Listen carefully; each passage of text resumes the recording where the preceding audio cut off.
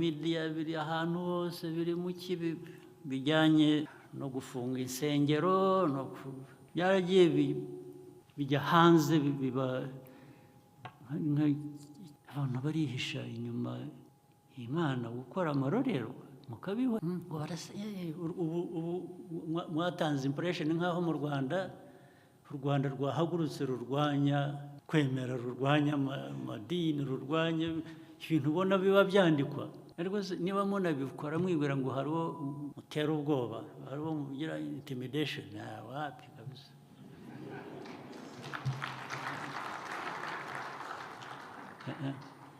ibyo barabizi kandi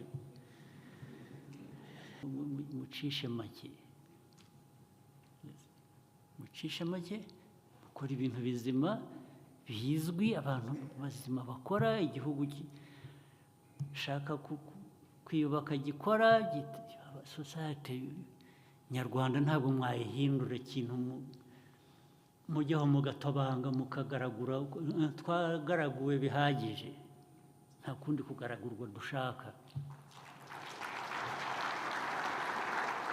abanyarwanda baragaraguwe bihagije ibiba ahandi mu bindi bihugu bisa n'ibyo cyangwa biri hanyuma y'ibyo ibyo birabareba ntimuzabinzaneho nta bingo n'indi myemerere nabo muri hamwe no kuri mwe ku bayobozi muri leta n'ahandi ntabwo byari bikwiye kuba biba gusa bitagira ikibigarura mu buryo mwicaye aho ngaho ntabwo ari byo icyo mvuga rero ni iki kandi tujya tubiganira tukabivuga bigahita mu mvuga abantu nimumbwire ukuntu buri wese aho azajya ashakira buri wese ubwo ndavuga buri wese ariko ntabwo ari abantu bake azajya avuga ati ariko murabizi ati nakennye ariko hari uburyo umuntu ashobora gukora amafaranga butanavunnye ni ubuheze bakicara ari babiri mukabwira umuntu ariko reka dushyireho idini turyite uko dushaka wowe uzajya wakira amaturo jyewe nzajya nigisha ibyo gusa bagatangira bakazerera mu bantu bagatangira bavuga ndetse bakabisiga ko byanaherewe umugisha kubera bageze batya barabonekerwa umuntu arababwira ati hari uburyo bwo gukora amafaranga ibyo nabyo bikitirirwa kubonekerwa bikajyaho abandi babyumvise cyangwa n'abandi babikeneye nabo bakabikora n'abandi bakabikora n'undi akabikora ibi mvuga murabizi ko biriho ko byabayeho ntabwo ari byo mpimbye njye mushatse nanababwira n'amazina nabwira nti kanaka wa kanaka cyangwa nyirakanaka bimeze gutya ubu akajya mu gikari cyangwa agashandashandika ashyiraho igisharagati abantu bakajya baza ibyo bakora simbizi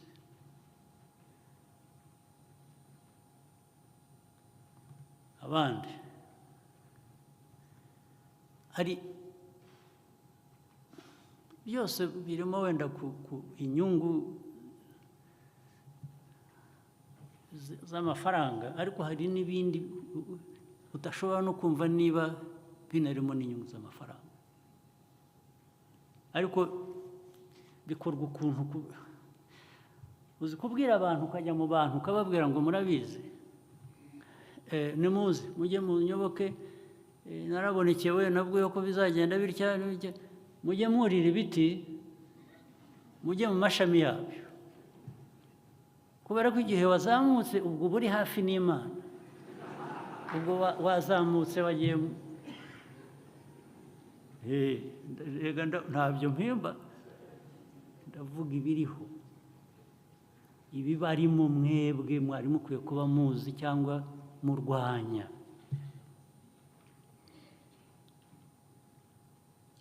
Abandi bagashora abantu mu buvumiro caves, bavuga ngo mugende, nimugera iyo ngiyo kure wumva umwuka utangiye guhera, ubwo nyine waswicinze mu wundi mwuka.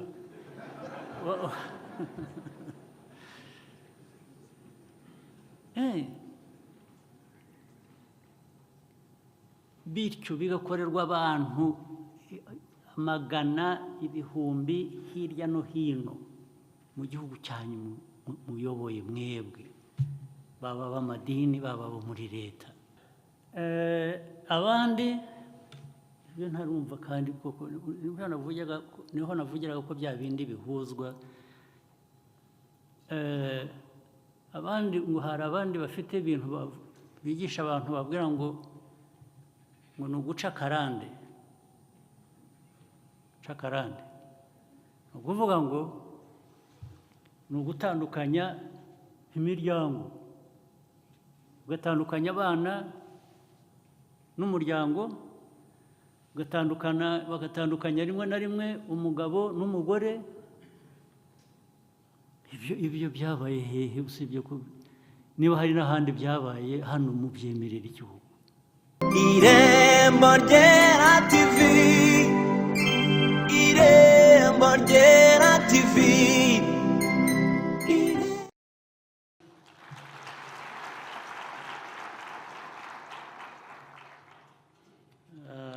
Ndashimira cyane ubutumire bwo kuza kuba hamwe namwe uyu munsi muri iki gikorwa cyo gusangira no gushima uko mwabiteguye. Ndashimira kandi abayobozi bose bari hano mu nzego zitandukanye, ariko cyane cyane Rwanda Leaders Fellowship mudutegurira umunsi nk'uyu. Ndishimye rero kuba ndi kumwe namwe, kandi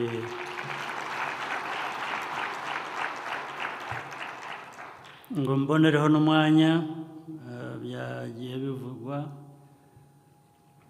wo kubashimira ibihe bitari ibya kera twanyuzemo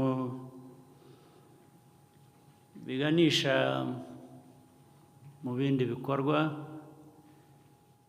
Ubu ndavuga ibikorwa bya politiki, ibikorwa byo kuyobora, ibikorwa by'amajyambere, ari byo twanyuzemo igihe cy'amatora.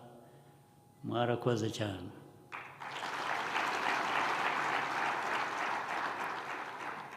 Byagenze neza uko twabibonye, ndetse ku buryo budasanzwe.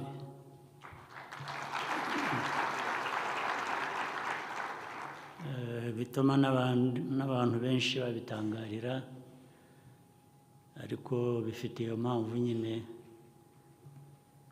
yo kuba byaragenze neza cyane, abandi baho bitagenda neza cyangwa nabona ko bizaba, ubwo niyo mpamvu batangara. Ibyo rero nabyo ubwabyo ni ibiganisha ku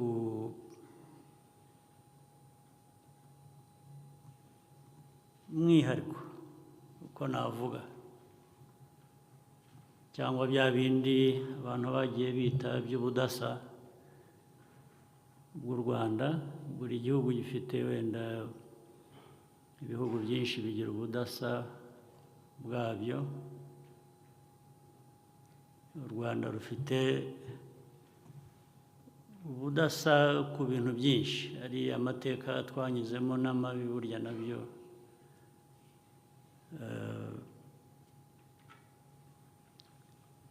nabyo bifite uko biduha umwihariko uko abantu batureba. Ariko noneho uko twavuye muri aya mateka, byabaye iyindi mpamvu y'ubudasa bundi, noneho abantu bashobora dufite amashusho abiri. Ishusho ya mbere y'amateka mabi cyane pe, tukagira n'ishusho ya kabiri y'ukuntu abantu bashobora kuva muri ayo mateka no kuyahindura ayo mabi cyane.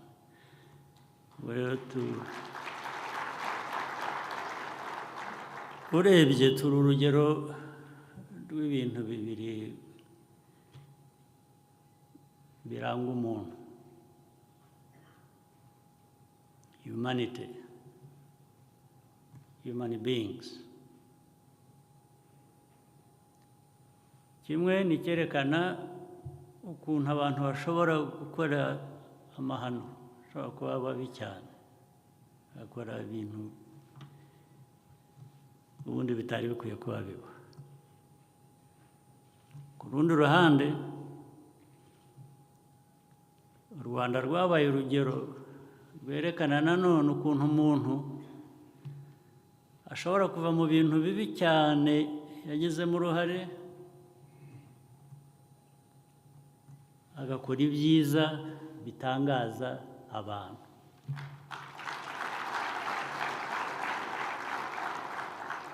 Dufite umwihariko rero w'ayo mateka abiri azaturanga igihe cyose. Ariko nizera ko amasomo yavuye mu bibi umuntu ashobora gukora azatuma dukomeza inzira yo gukora no kugaragaza ibyo umuntu ashoboye gukora bizima, akaba ari byo bihoraho kurusha gusubira mu mateka yacu.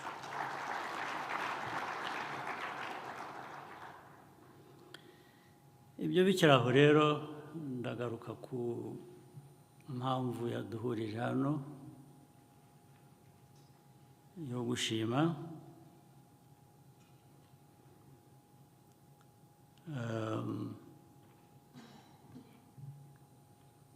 Ndabigerageza kubivuga mu bundi buryo bitanyuranije cyane n'ibyo twagejejweho.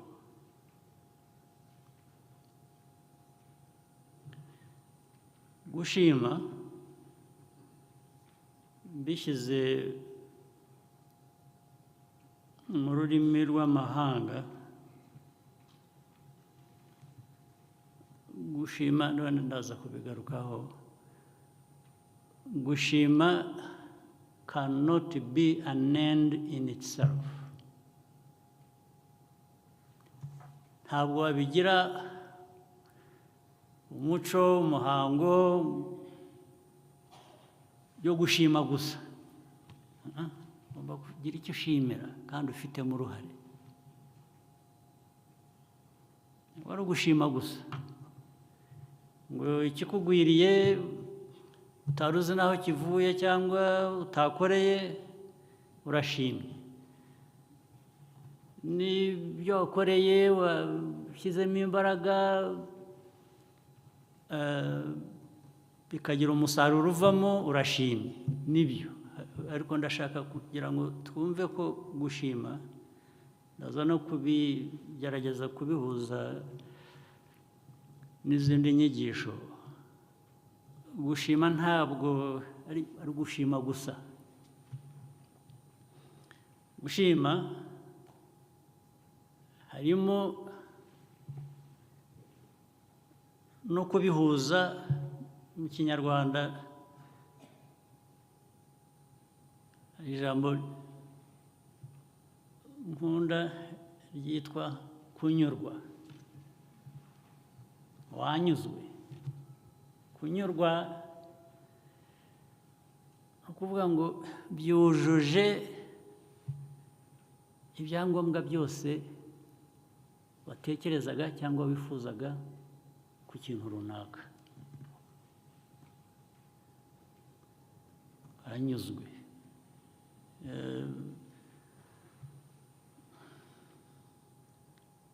Ese n'abakire, reka tuvuge iyo ufite umutungo,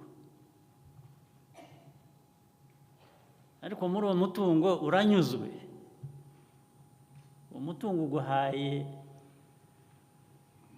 ubuzima bwiza, bwiza bitari kuba ufite buri kintu cyose ukeneye, ariko n'umutima muri wowe uranyuzwe. Nicyo ubereye, nicyo washakaga, nicyo ugezeho. Ntabwo mujya mwumva, ntimuzi abantu b'abakire bakira bakaminuza bafite ikintu bashaka cyose baragifite, ariko bwajya gucya wajya mu gitondo ukajya ukumva ngo bamusanze mu mugozi yimanitse. Yimanikira iki? Ko yari afite byose. Umugozi wishyizemo suicide. Uriyishe. Wiyishe kubera iki? Ko ari ubifite byose. Ariko ibyo yari afite byose ni bya bindi tubona byinshi abantu ndetse kenshi barangamira, ariko bitavuze ko ari mu buzima bunyuze. Hari icyari kibuze, ndetse bya bindi byose byagize bihinduka ubusa. Umuntu arimanika. Kuvuga rero ngo gushima no gushimira tubikore mu buryo twumva tunyuzwe mu byo dushimira.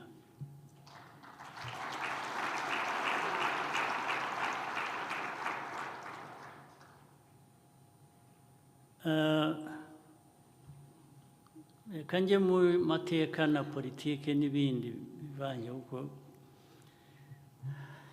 yewe umurimo wanjye ntabwo ari ukwigisha ivanjiri cyangwa iki,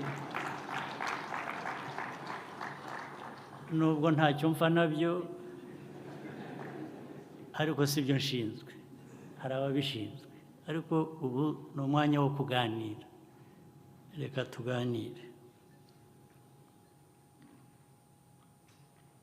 Mu mateka y'abantu, societies, hari ibintu byinshi. Hariho idini, imyemerere, kwemera mu madini. Hari no kwemerera gusa, ni uburyo bwa organization. Idini, politiki nk'iyo nshinzwe. Hari na culture, umuco w'abantu. Idini politiki n'umuco w'abantu. Buri kimwe gifite umwihariko wacyo n'icyo gitanga, ndetse ahenshi ntabwo ibintu biba byuzuye iyo ibyo navuze uko ari bitatu bidahujwe. Iyo udafashe imyemerere y'idini, gufata imyemerere ya politiki, gushyiramo imyemerere y'umuco, iyo utabihuje hari ikibuzemo. Ushobora no kutabihuza wenda ariko ukagera aho ugera ariko ntugera hafi n'100%, bishobora kuba hasi. Bigomba guhura rero.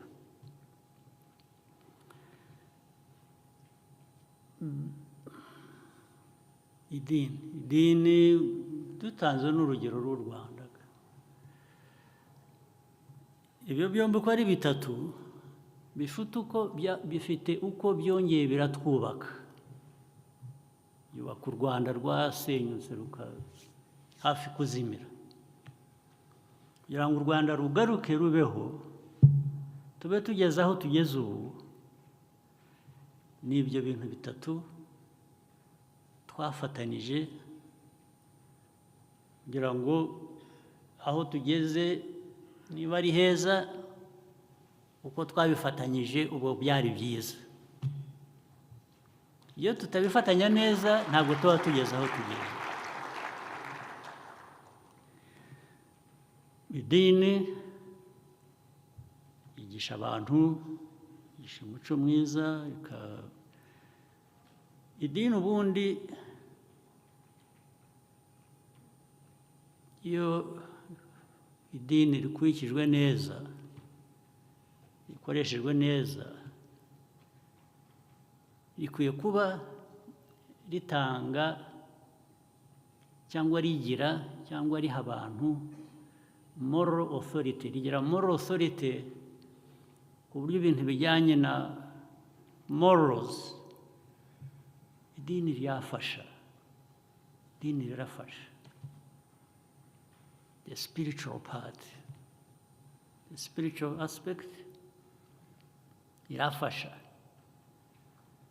ndetse no muri stability y'abantu, umuntu cyangwa society. Politics gatanga uburyo, amategeko,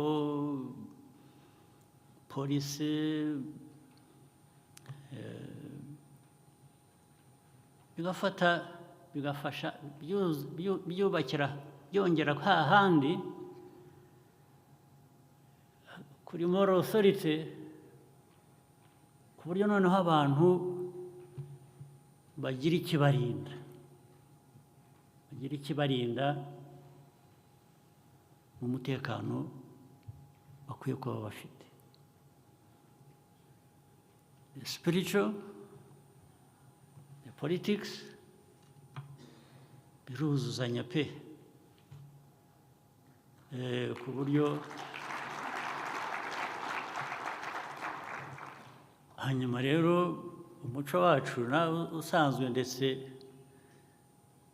navuga ko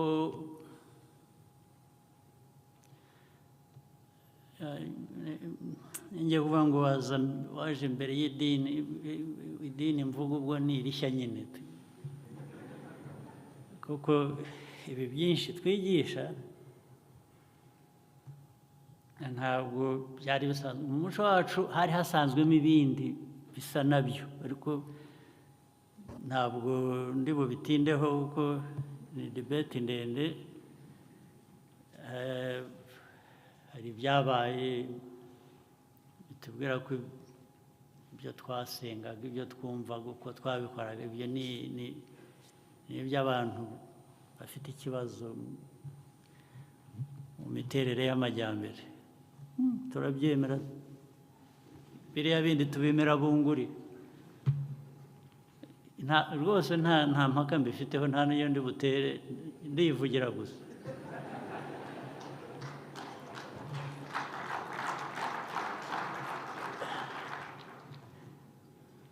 ariko njye ndashaka kuvuga kwemera n'umuco na politiki, ndavuga uko mbitekereza.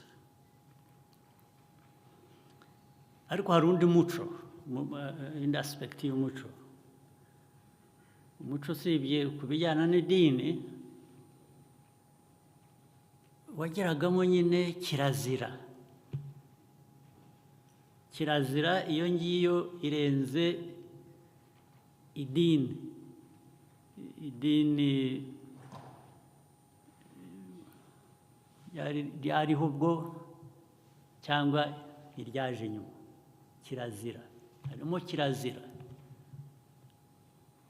kirazira ijyana na the moral aspect, moral mibereho abantu bashaka kubaho, bibabereye ukuntu batandukanye. twebwe nk'u Rwanda rero dufite, ubundi hari ibihugu bindi murabizi bigira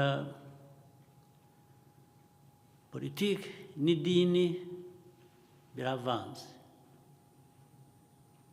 hari ibihugu bimeze gutyo bivanze, idini rikaba na politiki bikavanga, ndetse hakabamo n'ibindi bishingira ku muco n'idini bikaba ari ikintu kimwe.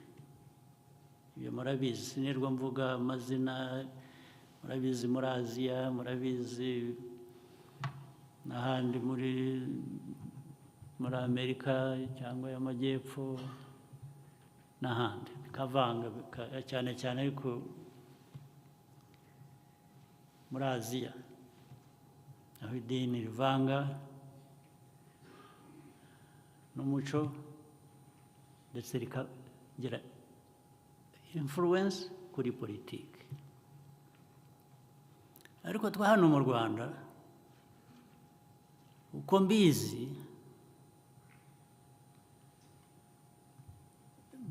bifite uko byuzuzanya ariko bifite uko bitandukanye. politiki n'idini biruzuzanya ariko si bimwe, ntibyinjiranyamo cyane buryo. niyo mpamvu secular states zitanga izo freedoms zo kubivanga cyangwa kubitandukanya.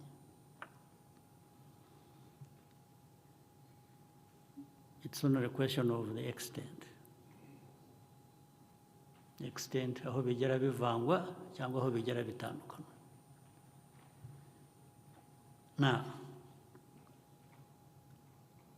ndashaka gushingira kuri ibi nkababwira ko tutitonze ngo tumenye urwo ruvange rw'ibyo bintu byiza ubundi, cyangwa se bikwiye kuba biduha ibintu byiza, twisanga mu kibazo cyangwa se tuzisanga mu kibazo. ibintu byabaye byose byaterewe hejuru gusa bikajya, ntihagire umurongo dukurikiza, ntihagire imyumvire itugarura itubwira ngo ariko twakabije, twarengeje igipimo mu byo twakoraga. burya no muri politiki, aya mateka yacu navugaga, abantu bagiye muri politiki barenze igipimo, niho habaye extremism yavuyemo ibibazo twagize. ni ukurenza igipimo, ni kujyaho politiki ikaba anything icyo ari cyo cyose, ntibe politiki ifite umurongo igenderaho ubereye abantu. n'idini uritwaye ukarenza igipimo,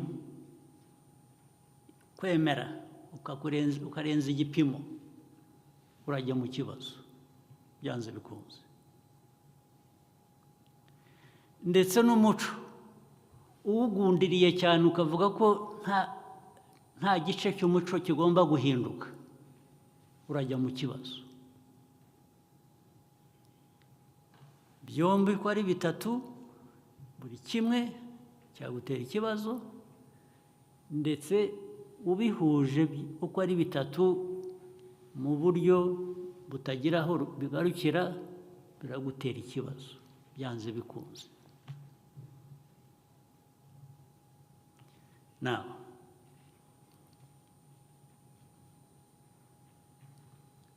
bigenda bite rero? Reka ngewe mbagire n'inama, nkunda koroshya ibintu, ubundi hari ubwo twikomereza ibintu. Ibi byose mvuga,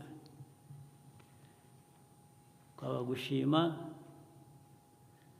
kwaba politiki, kwaba umuco, kwaba iki, keep it simple. Simple. Ubyoroshye.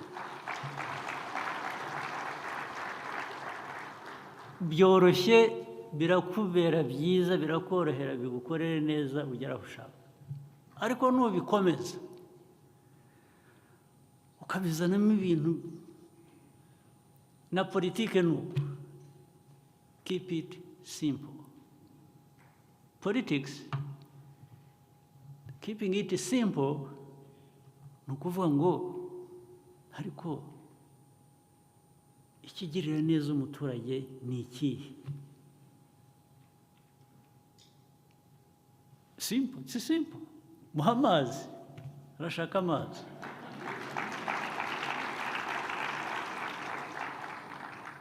Muhe isuka yihingire, muhe butaka, muhe isoko zagurishamo ibye. Keep it simple. Mbere yo kumutwara ku kwezi cyangwa ku yindi nyenyeri, banza ureke, keep it simple, banza umuhe ibyo. Hanyuma nabibona aragera ahandi hose ashaka. First, keep it simple.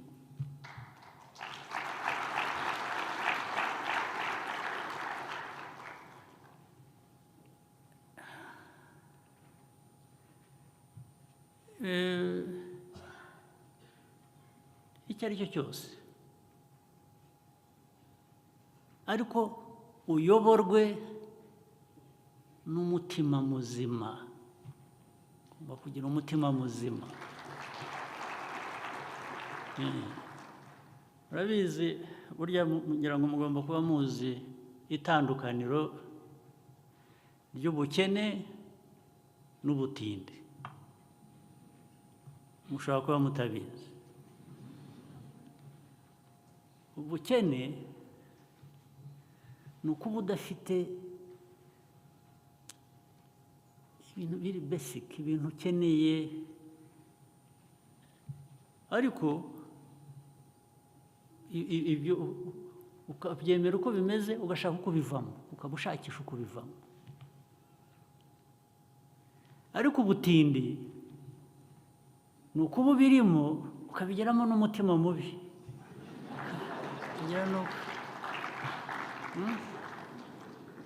Wabaye umutindi, n'ubwo bukene ntuzabuvamo iyo uri umutindi. Ariko rero abatindi n'abakire baba abatindi,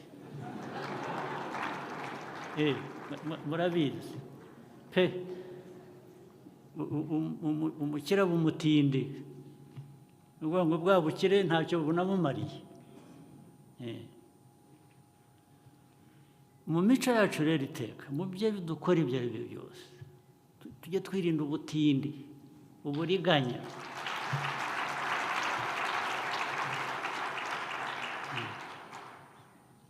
Waba umukire, waba umukene, irinde ubutindi n'uburiganya.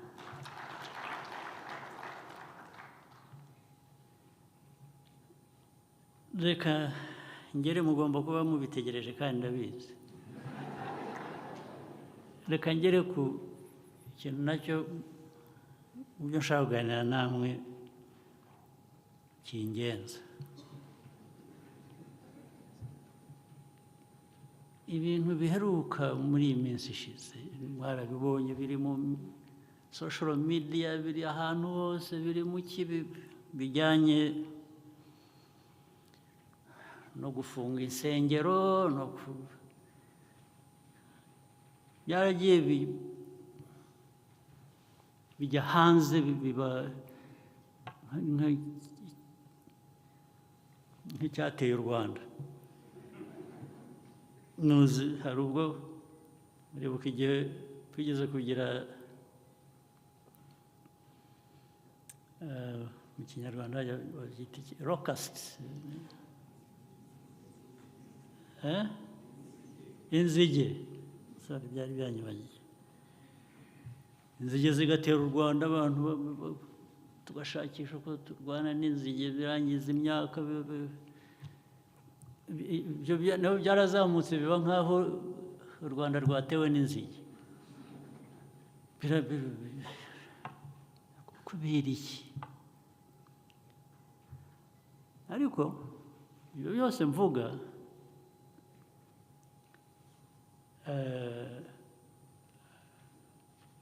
hari ibice bitatu mbibaraho mbere yuko nkomeza kubisobanura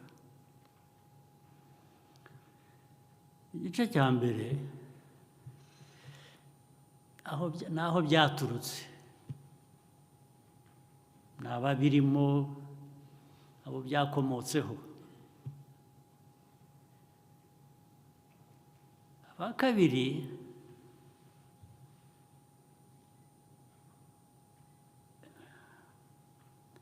ni ababiyobotse babijyamo aba gatatu ndetse hari n'aba kane ariko aba gatatu ni ababirebereye gusa barabireba wenda bo ntibabirimo barabirebera biba ntahagira n'ugira icyo abivugaho bikomeza bityo kuki umuntu atagira icyo abivugaho uwo ari we wese ngo abaze ashyireho agira ikibazo abakane rero niba abandi nigeze kuvuga bari muri politiki nkanjye abayobozi b'igihugu muri politiki bareba polisi bareba buri kintu cyose ibintu nk'ibi bibaho bikakubana kugera kuri ruriya rwego urihe ibiyobora ni ibiki uyobora ibiki uyobora abantu cyangwa n'izina wikoreye gusa ugendana ridafite icyo rivuze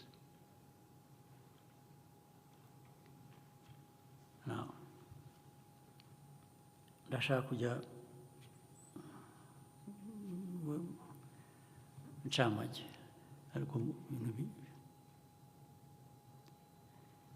kandi ibi byigeze kuba n'ikindi gihe abantu turabiganira ndetse bisa nkaho bigiye gushyirwa mu buryo byarangiriye ngira ngo aho twabiganiriye cyangwa n'ibyo twemeje dukwiye gukorwa byarangiriye aho ntawabikurikiranye byakozweho gato bigira bitya birangije abayobozi turiryamira turisinzirira twese ubwo kandi abayobozi mvuga ntabwo ari abayobozi ba politiki gusa ndavuga n'abayobozi bo mu madini cyangwa mu yindi myemerere nabo muri hamwe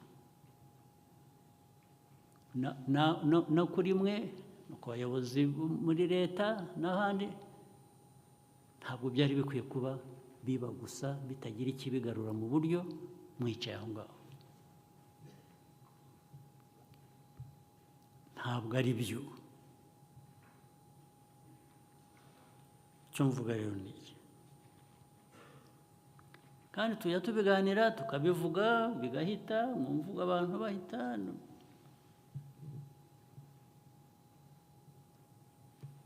bigashira. Nimumbwire ukuntu buri wese aho azajya ashakira, buri wese, ubwo ndavuga buri wese ariko ntabwo ari abantu bake, azajya avuga ati ariko murabizi ati nakennye, ati ariko hari uburyo umuntu ashobora gukora amafaranga butanavunnye. Ni ubuheze, bakicara ari babiri, mukabwira undi ati ariko reka dushyireho idini turyite uko dushaka, wowe uzajya wakira amaturo, jyewe nzajya nigisha. Ati ibyo gusa, bagatangira bakazerera mu bantu, bagatangira bavuga, ndetse bakabisiga ko byanaherewe umugisha, kubera waje bagize batya barabonekerwa, umuntu arababwira ati hari uburyo bwo gukora amafaranga, ibyo nabyo bikitirirwa kubonekerwa, bikajyaho abandi babyumvise cyangwa n'abandi babikeneye nabo bakabikora, n'abandi bakabikora, n'undi akabikora. Ibi mvuga murabizi ko biriho, ko byabayeho, ntabwo ari byo mpimbye. Njye mushatse nanababwira n'amazina,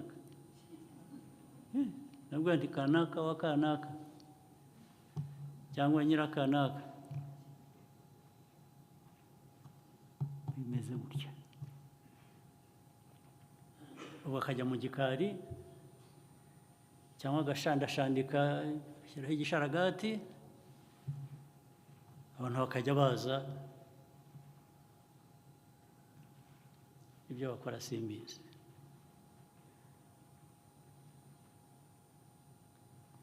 Abandi hari byose birimo wenda ku inyungu z'amafaranga, ariko hari n'ibindi udashobora no kumva niba binarimo n'inyungu z'amafaranga, ariko bikorwa ukuntu. Uzi kubwira abantu, ukajya mu bantu ukababwira ngo murabizi, nimuze mujye mu nyoboke, narabonekewe nabwo ko bizagenda bitya, mujye mwurira ibiti, mujye mu mashami yabyo, kubera ko igihe wazamutse ubwo uba uri hafi n'Imana, ubwo wazamutse wagiye ntabyo mpimba, ndavuga ibiriho, ibibarimo mwebwe mwari mukwiye kuba muzi cyangwa murwanya.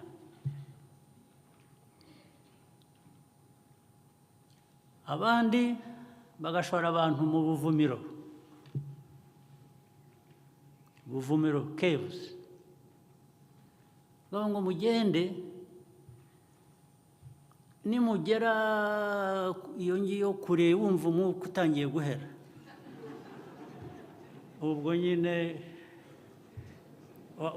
waswicinze mu wundi mwuka.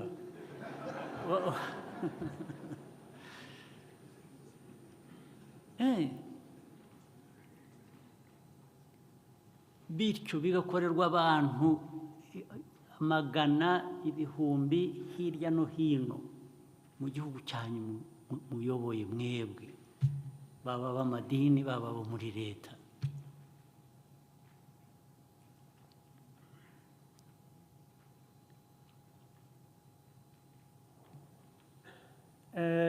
Abandi ibyo ntarumva kandi koko niho navugiraga ko bya bindi bihuzwa. Abandi ngo hari abandi bafite ibintu bigisha abantu babwira ngo ni uguca akarande. Guca akarande ni ukuvuga ngo ni ugutandukanya imiryango, ugatandukanya abana n'umuryango, bagatandukanya rimwe na rimwe umugabo n'umugore. Ibyo byabaye hehe usibye ko niba hari n'ahandi byabaye hano mu byemerera igihugu?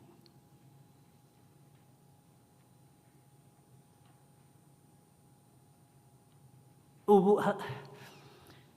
tuzasubiragana hahandi navugaga, extremism y'ikintu icyo ari cyo cyose itera ikibazo. Tuzasubira hahandi. Hongere babwire abantu batabaze, abantu barebare nibo begereye Imana kurusha twebwe bagufi. Ubu dufite ikibazo, ubu ni ukuvuga ngo batureba gutya bakumva ko dukwiriye gupfa. Ko byabaye se kitabigarura ni iki? Muri aho mwemera ibintu nk'ibi mutekereza mutyo. Kitabigarura ni iki? Mwaje aha mwaje gushimira ibi ngibi mufite se? Mwaje gushimira iyo mico? Mwemere kabajyamo abantu bose bagahinduka. Ariko se ko narinzi ko abantu twese Imana nyine yaduhaye n'ubwonko dutekereza. Erega yabuguhaye ngo nugira ikintu umuntu kubwira ikintu kibi cyangwa guha ikintu kibi uvuga uti ubanza ubaze, koresha ubwonko unabaze, uvuga utari ku iki ibimubwira ni ibiki, bimfitiye inyungu ki cyangwa bigufitiye inyungu ki. Ariko ntabwo ari kugutamika ikintu cyose ukamira. Byashoboka bituma abantu bazima, abantu banyuze mu bintu nk'ibyo mwanyuzemo. Abantu twanyuze mu bintu nk'ibyo twanyuzemo, how do we entertain such a nonsense?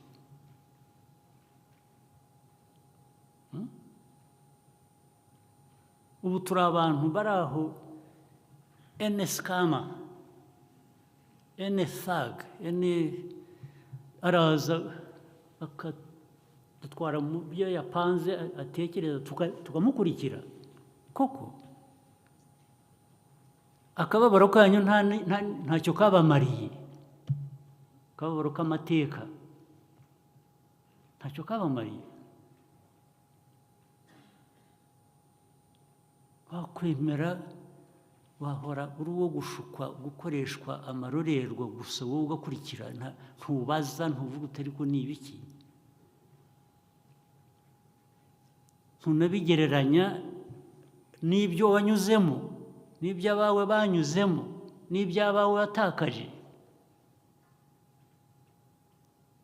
ngo uvuge uti u Rwanda ntabwo.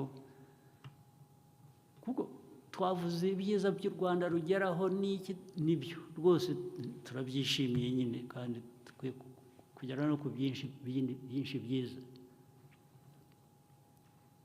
Ariko se duceceke ku bizaturimbura? Ibizarimbura n'ibyo biza turiho tugeraho, mu biceceke, mu biceceke. Ntabikiti abantu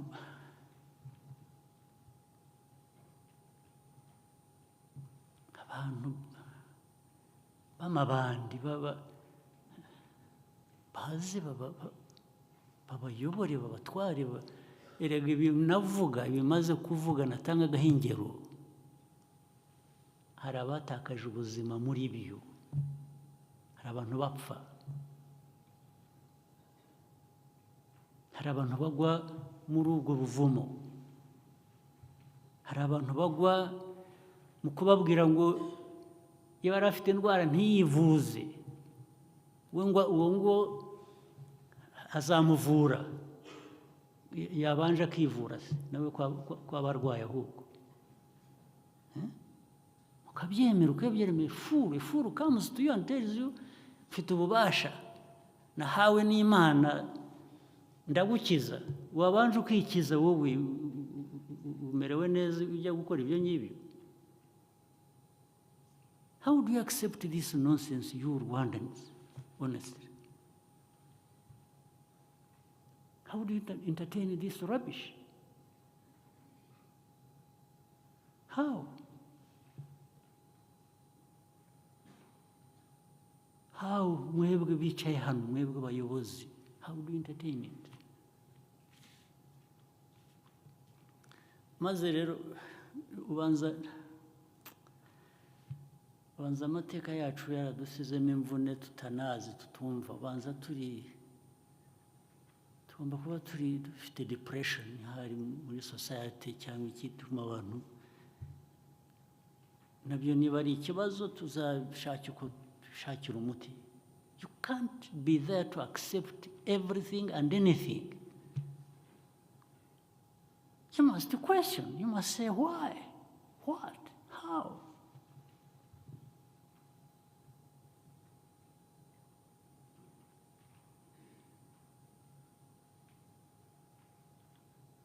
You good people of this God, we want to pray here every day.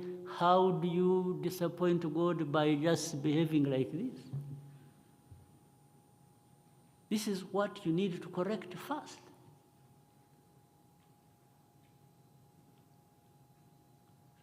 Ubwo rero njya mbona kuri social media ukabona byanditse ngo nungu ibintu ngo bavuta abantu babiri leta itangiye gufunga ngo za church hagira umubaza atari ko abangwa ngo nibyo ngo ntabwo zikwiye kuba ziriho ngo ariko ukuntu bazifunga buvuga iki?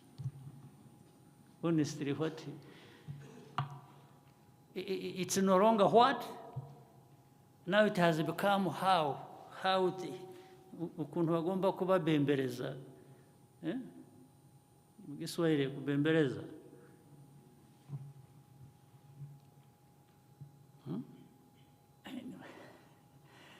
You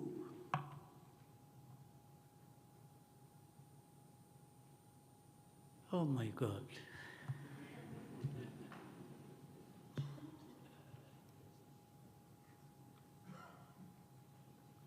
Maze ibi ntibigira ikitangaza, ntibigira umukene, ntibigira umukire, ntibigira utagiye mu ishuri, ntibigira uwaminuje, bose baragenda mwese mukaba kimwe.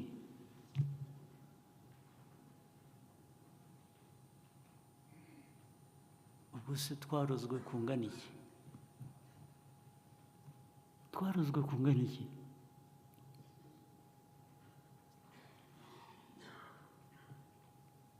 Ariko si mwe mwirirwa mutubwira hano ko imbere y'Imana twese turi kimwe tungana.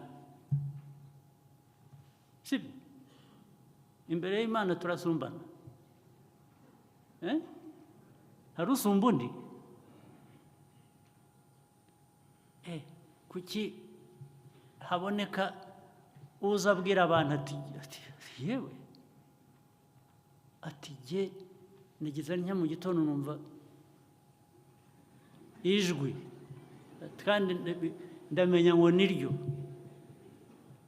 atarambwira ngo Imana ibonekera wowe gusa kubera iki kitabonekera n'abandi.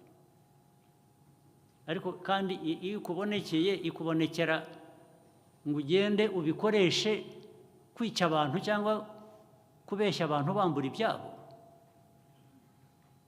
Yanakubonekeye rwose I would be interested message nziza yaguhaye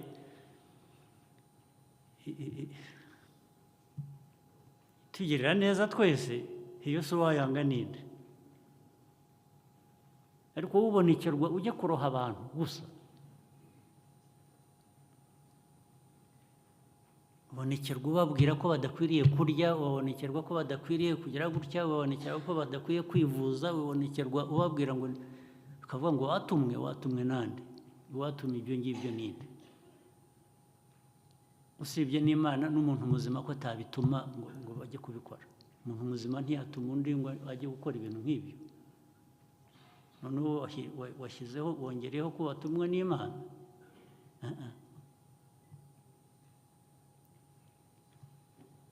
Ikindi rero kivamo confusion ihari, abantu bagatinya guhakanya umuntu ukora ibintu bibi nk'ibyo cyangwa utanga ubutumwa butari bwo, kubera ko yishyiramo ngo mbikoze naba mpakanyije Imana, kuko byakozwe mu izina ry'Imana, so nabihakanya nte? No, but the first thing you must understand ko bitakozwe mu izina ry'Imana, byakozwe ni a fool, just a fool, a criminal actually. If you are a criminal, if you are a fool, you can't act in the name of the powers that we want to believe in. You can't.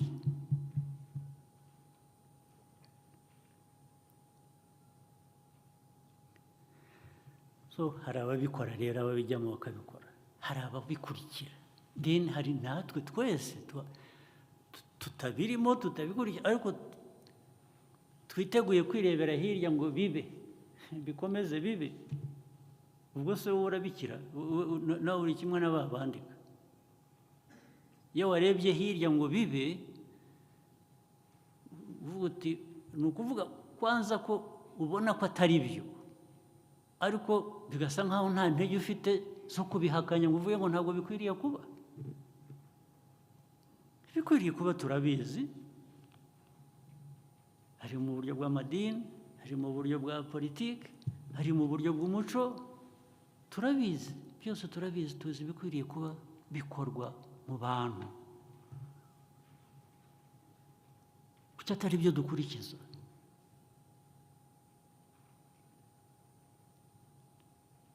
Abantu barihisha inyuma Imana gukora amarorerwa, mukabihorera. Ubu mwatanze impression nk'aho mu Rwanda, u Rwanda rwahagurutse rurwanya kwemera, rurwanya amadini, rurwanya ibintu ubona biba byandikwa. Ariko niba munabikora mwibwira ngo hariho mutera ubwoba, hariho mugira intimidation, wapi kabisa.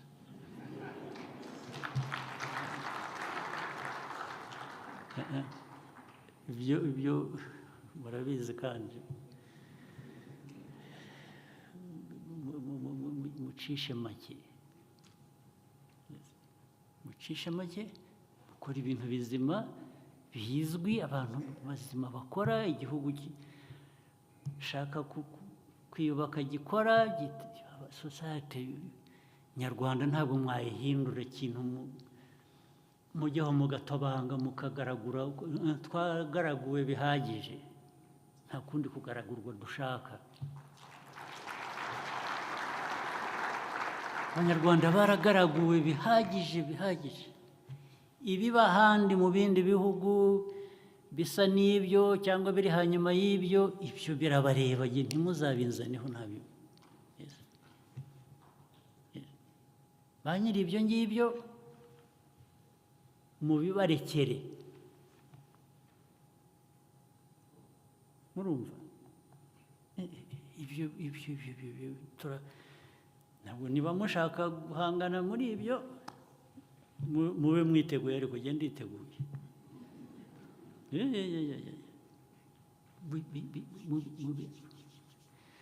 Aba bantu birirwa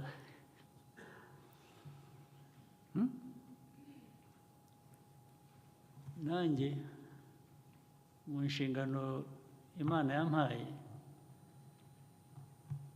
nanjye iri ku ruhande rwanjye nanjye ndabizi.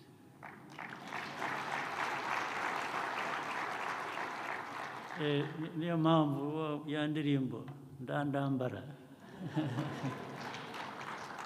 ndandambara adutera ubwoba cyane cyane ibi ngibi ibi rero ngo bagira batya bagasakuza ngo bazi ngo abantu bo hanze ngo baravuga ngo u Rwanda barushyira ku rutonde aho tugeze hasi hari ubwo twigeze bitaba bihari, twabanye nabyo tuzabana nabyo. Abadashaka ko tuva muri ariya mateka badushyizemo na mbere hose ngo dutere imbere barahari, turabazi, tubana nabo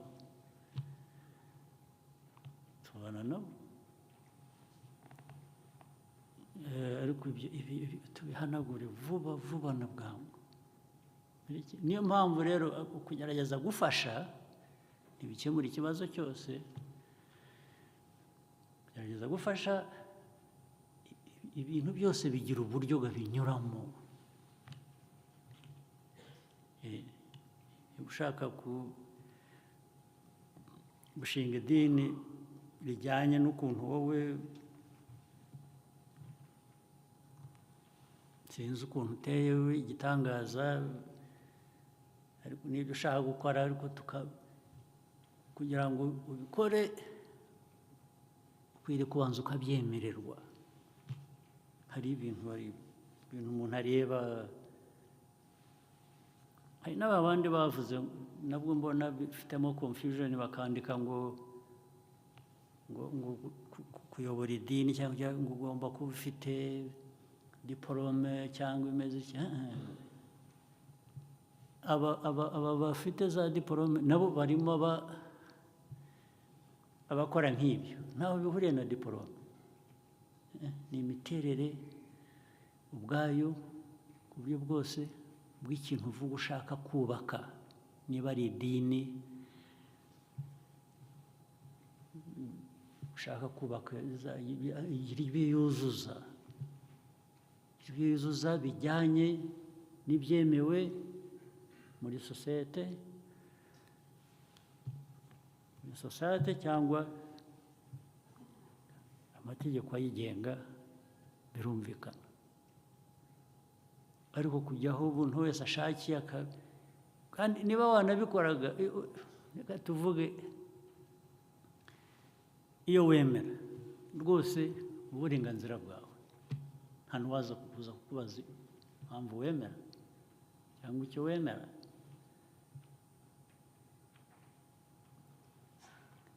Ariko ibikorwa ibyo ari byo byose byaba bishingiye ku byo wemera cyangwa iki, bigira ingaruka ku bandi bantu. Izo ngaruka iyo atari nziza, aho ngaho hari akabazo.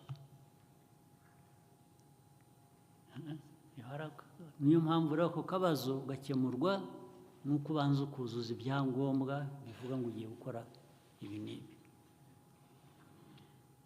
Aho kwigisha gusenya, kugira ngo ibyo ushaka byose ntabwo bishoboka, ntabwo twabikwemerera. Niba ushaka no gushinga idini riguha amafaranga kubera ko ushaka amafaranga, nibyo navugaga mu nteko ubushize, abantu bazabyiga neza, turebe niba nta yindi denge irimo, ukuntu tuyagabana. Ugomba kwishyura, hari amategeko ariho y'ibijyanye n'umutungo winjiza, incomes n'iki, ubwo abantu bazabisuzuma. Niba ibyo wigisha ari bizima, ibyo wabinyuzemo, ariko ubikoresha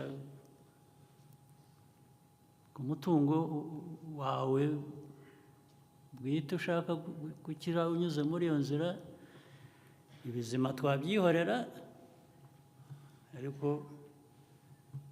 iby'amafaranga nabyo tukabisuzuma tugashaka uko byagenda. Ntabwo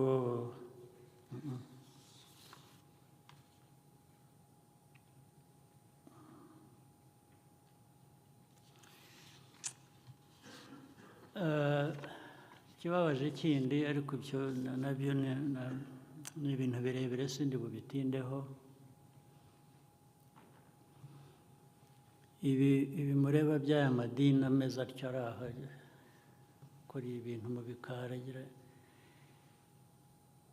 akenshi yigisha buri kintu cyose, nta kizima nta kibi, nta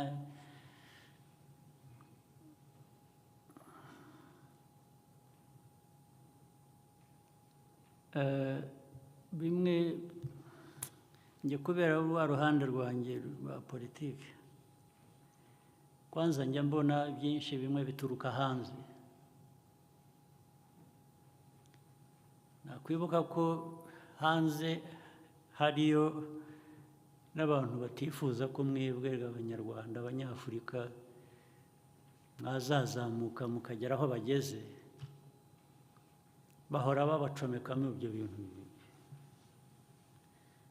kandi bazi ko mubiyoboka vuba na bwangu bazajya bahora babibe, nuko mujyaho ndetse babashyiremo n'amacakubiri, murwane na leta, murwane hagati yanyu, nuko ubwo indiyenda ikivamo mwebwe muri ba bandi twaza tuvuga ibyo gushima byabaye gushima Imana, ariko hari abashaka ko dushima abantu. Buriya hari uko ku isi uko isigaye iteye na politiki yayo, hari Imana, hari abantu bamwe bandi bari aha hagati bayegereye bumvikana nayo, hasi hari batwebwe hari batwebwe tuzadushimira abo tukazajya kugera ku Mana byatinze. Mbabwira niko bimeze. Aba rero bumva ko bo begereye Imana tugomba kubanyuramo kugira ngo tugere ku Mana, bafite inyungu mu gukomeza hariya hasi, ngo bariho uguma, bariho ukomeza ube, bajye bakugoboka ubashime, hanyuma ndetse ubanyuremo ubashima kugira ngo ugere ku Mana. Ubu nabishyize mu language ya politiki, ko nababwiye ko hariho kazi Imana yanshinze. So ibyo mujye mubirebamo ukuboko guturuka ahantu, urabibona mu Rwanda, ukabibona ahandi, ukabibona abantu bagatwara abantu ku musozi cyangwa mu kabande ahantu, bakabamaza iminsi erega bagapfa. Ntabwo murabyumva abantu bapfa batwaye ahantu gusa kubera ibyo bintu bimeze bityo, bakarinda bapfa benshi, bagapfa umunsi umwe bose bagapfa. Ndibuka kera ahantu twagiye tuba hirya no hino muri twe,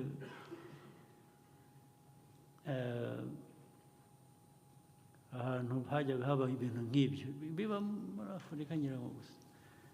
Hari igihe kera ndabyibuka, indwara ya AIDS ikimara kumenyekana, ariko iri aho yica abantu, abandi bayirwara bagira bate, haboneka abantu nk'abo hirya no hino. Ariko nibuka umwe rwose atwaye abantu ahantu benshi, ariko mu bihumbi, ababwira ko afite umuti wayo, barahurura. Uzi umuti yabahaga? igitaka, yacukuye umusozi bakajya batiyura ibitaka bakakarundaho, buri wese bakajya ku murongo bafite ikiyiko. Buri wese akarya kuri igitaka cye, mbese Imana yamurangiye ahantu hari igitaka gikiza iyo ndwara. Abantu bajya ku murongo ibihumbi, ibyo mvuga bamwe barabizi.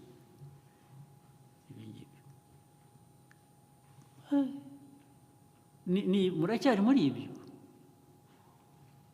Abantu bazajya baduhamagara badutoza umurongo, ejo bundi covid nigaruka baturisha ibitaka, baradukiza covid fiyere. Ariko biturutse ko uwo muntu afite powers, afite ubushobozi yahawe n'Umwuka Wera. Koko ndabasabye rero, kandi ndabashimiye ko mwanteze amatwi umwanya muremure, ariko tujye dushimira, dukorera n'ibyo dushimira. Ntabwo gushimira ubwabyo bifite icyo biduha na busa. Utashimiye imbaraga washyize mu gukorera ibyo ushimira, nta hantu bafite powers zo kumva ibibazo ukundi ntazi, ngewe bindenze wenda. Nta hantu bamwe bagenewe kubona ibyo bifuza batabikoreye, abandi bagomba kunyura mu bandi kugira ngo babigereho. Ntabwo ari byo. Rero ibintu tubyoroshye, let's keep it simple. Tubyoroshye, ibyo dukwiye dukora turabizi, ibyo dukwiye kubahiriza turabizi, hanyuma ibisigaye ntawe gutangira wishima, ushima, ushimira n'ibindi. Warekera aha tukazahura ubutaha nabwo. Irembo Ryera TV, Irembo Ryera TV, Irembo Ryera TV, Irembo Ryera TV, Irembo Ryera TV, Irembo Ryera TV, Irembo Ryera TV, Irembo Ryera TV, Irembo Ryera TV, Irembo Ryera TV, Irembo Ryera TV, Irembo Ryera TV, Irembo Ryera TV, Irembo Ryera TV, Irembo Ryera TV, Irembo Ryera TV.